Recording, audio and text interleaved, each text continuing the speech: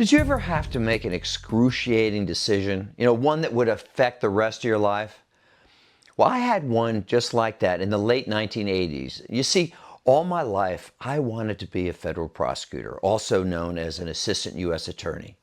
Now, these positions are very prestigious, so they're extremely difficult to get.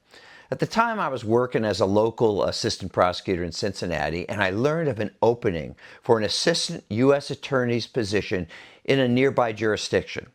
I mean, there must have been 100 applicants for the job, and many of them had a lot more experience than me. But the U.S. attorney who was in charge of that office saw something in me, and despite the odds, he offered me the position. My lifelong dream had come true. There was only one problem. He handed me a bunch of paperwork to fill out, including a form the FBI needed to do a background check on me. One of the questions asked was, have you ever done any illegal drugs?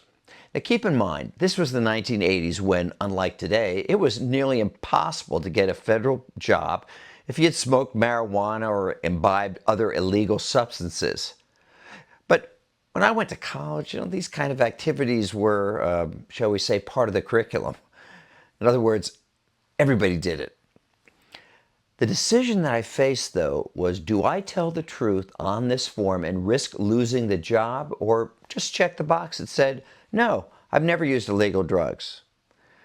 What complicated this decision was I'd just given my life to Christ, and that kind of imposed a higher standard on me.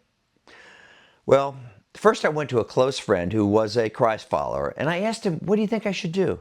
He said, Phil, I don't know what I'd do in this situation, but I know the right thing to do is to tell the truth. Then I went to my pastor and asked his opinion. I'll never forget his reply. He quoted Matthew 5:37, where Jesus says, let your yes be yes and your no be no. So I filled out the form truthfully and lost the job. I remember being in church the next Sunday, and the pastor said that he sensed that some people in the service were hurting, and he asked those who were to stand up and encourage the people near that person to lay hands on them and pray. Well, I was so hurt at losing my lifelong dream, I stood up, and the friend I had first gone to for advice, as well as some other friends, came up, laid their hands on me, and prayed. I wept like a baby right there in church. I wish I could give you some kind of happy ending to this, like eventually I became a federal prosecutor and I won every case, but that didn't happen.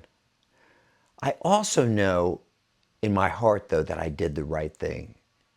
And I never have to worry about sometime in the future somebody pulling that form out of some government file and accusing me of lying on a federal document.